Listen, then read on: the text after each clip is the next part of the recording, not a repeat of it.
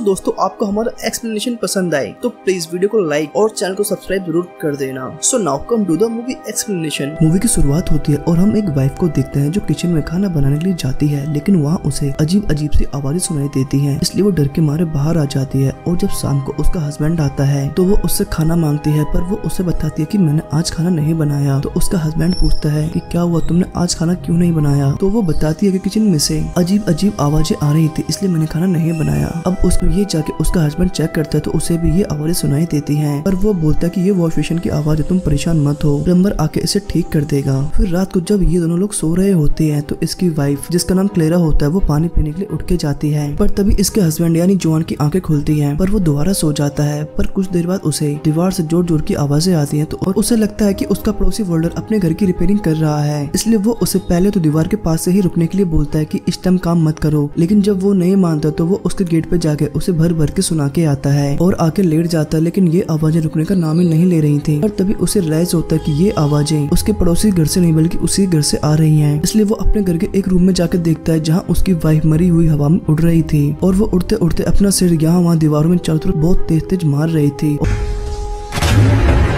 और ये देख के जॉन अपनी वाइफ क्लेरा को बचाने की कोशिश करता है, पर कुछ ही पल बाद उसकी मौत हो जाती है और वो उसे नहीं बचा पाता। इसके बाद हम जॉन को 3 सुपर नेचुरल ऑफिसर के सामने बैठे हुआ देखते हैं जो इससे इसकी वाइफ की मौत के लिए इंट्रोगेट कर रहे थे, क्योंकि इन तीनों को विश्वास था कि जॉन ने जो भी कुछ बताया है वो सब कुछ सही है। पर पुलिस वाले जॉन की इन बातों को नहीं मान रहे थे और वो लोग जॉन को ही उसकी वाइफ की मर्डर के लिए जिम्मेदार ठहरा रहे थे, इसलिए ये तीनों लोग जॉन को बचाने में उसकी हेल्प कर रहे थे। अब ये जॉन से उसकी वाइफ के बारे में पूछते हैं। ये पूछते हैं कि तुम्हारी वाइफ के साथ कुछ ऐसी एक्टिविटी जो कुछ ही दिनों से हो रही हो और पहले ना होती हो।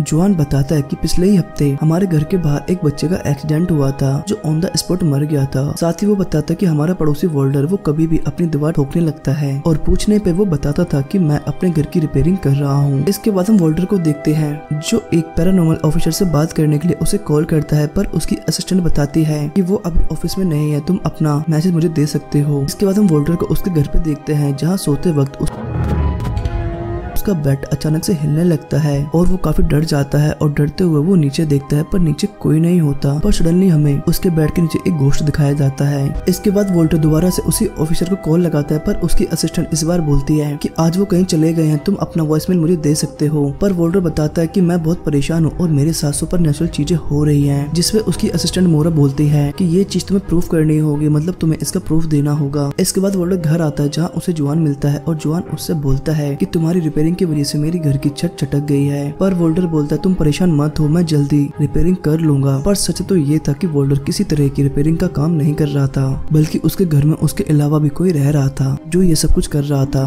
फिर उसी रात वोल्डर प्रूफ इकट्ठा करने के लिए एक कैमरा अपने कमरे में लगाता है और सो जाता है, पर एक आवाज की वजह से उसकी नींद खुल जाती है और वो देखता है कि उसका कैमरा अब गिर चुका है। जब वोल्डर अपना कैमरा चेक करता है तो वो ये देख के डर जाता है कि एक अजीब सी चीज उसके पास डेली आके खड़ी होती है और उसे परेशान करती है। पर तभी वो गोस्ट वोल्डर के पीछे से आता है और उस पर हमला कर देता है, और सीन शिफ्ट होता है और हमें एक बच्चा दिखाया जाता है जिसकी वॉल वोल्डर के लॉन में आ गई थी, जिसे वोल्डर वहाँ से भगाता है। और ये बच्चा डरते डरते अपने कदम पीछे कर रहा था कि तभी एक ट्रक आके उस बच्चे को उड़ा देता है और वो बच्चा बेचारा मर जाता है। अब इसकी आवाज सुन के जॉन भी घर के बाहर आ जाता है और वो देखता है कि ये तो उसके पड़ोसी एलिसा का बेटा है जो अब मर गया है। इसके बाद ये सभी लोग उस बच्चे को कब्रिस्तान में दफना आते हैं। इसके बाद हमें जेनो दिखाया जाता है जो पैरानॉर्मल ऑफिसर होता है। के पास उसके पुराने फ्रेंड फ्यून्स का कॉल आता है और उसे आधी रात को ही उसके पास जाना पड़ता है, और ये उसे एलिसा के मरे हुए बेटे की लाश दिखाता है जो खुद आके यहाँ बैठ गई थी। अब इसे देख के जेनो भी एक पल को हैरान हो जाता है, पर फ्यून्स बोलता है कि ये यहाँ कैसे पहुंची। तो जेनो उसे बताता है कि ये एक सुपर नेचुरल पावर है,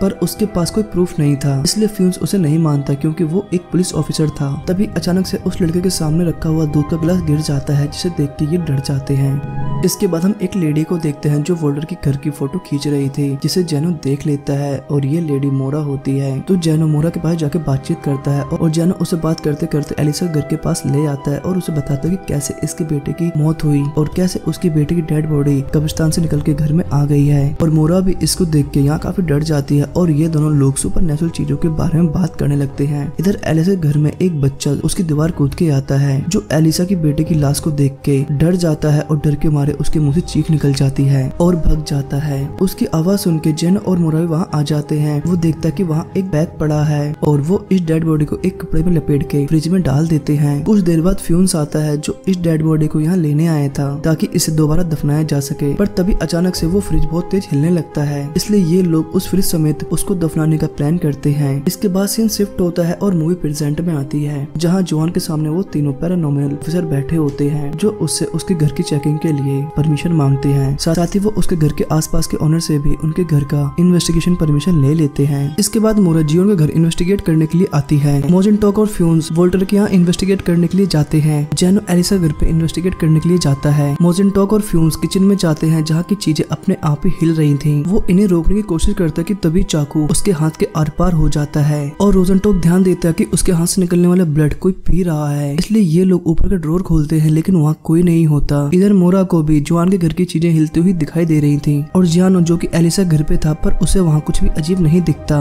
दूसरी तरफ मोजेंटोक फ्यून्स को वोल्टर के बेड के नीचे दिखाता है पर वहाँ कुछ नहीं था। तभी मोजेंटोक उसे दूसरी साइड से देखने को बोलता है और इस बार उसको बेड के नीचे एक गोश्त दिखाई देता है। ये देख के फ्यून्स को भी विश्वास हो जाता है और वो काफी डर जाता है और वो जल्दी से जियोन को कॉल लगाता है। जिनो बात करते हुए एक दूसरे घर में किसी भूत को देखता है, इसलिए जिनो बार बार इधर उधर होकर उसको देखने की कोशिश करता है, पर तभी सडनली अचानक से वो उसके सामने आ जाता है, जिसे देख के जिनो भी काफी डर जाता है और फ्यून्स को लगता है कि जिनो किसी मुसीबत में है, इसलिए वो उसके पास आता है पर उसे यहाँ जिनो नहीं मिलता। तभी फ्यून्स को एक अलमारी से आवाजें आती हैं। जब वो उसको तोड़ता है तो उसके अंदर जिनो था, लेकिन उसे देखने में ऐसा लग रहा था कि जैसे वो पजेस हो चुका है, यानी किसी ने उसकी बॉडी पे कंट्रोल कर लिया है। इसके बाद फ्यून्स मोरा के पास आता है और उसे जिनो के बारे में बताता है, पर वो उसकी बातों पे ज्यादा ध्यान नहीं देती। मोरा जियोन के घर की क्रैक दीवार को इन्वेस्टिगेट कर रही थी। वो बताती है कि इस तरह की सुपरनेचुरल चीजें एक अलग तरीके से आती हैं, यानी कि वो टैप से निकलने वाले पानी के थ्रू माइक्रोस्कोपिक स्केल पे फैलती हैं और हम इंसानों की बॉडी में भी पानी होता है, इसलिए वो लोग हमारी बॉडी पे कब्जा कर लेते हैं और अगर ऐसा ही चलता रहा तो जल्दी ये पूरा एरिया हॉन्टेड हो जाएगा। मोरा बोल ही रही थी कि साइड से एक हाथ आता है जो मोरा की गर्दन पकड़ के उसे तोड़ देता है। अब मोरा की इतनी भयानक मौत देख के उसे हार्ट अटैक आ जाता है और वो जमीन पे गिर जाता है। जब उसे होश आता है तो वो खिसकते हुए किचन के अंदर जाता है।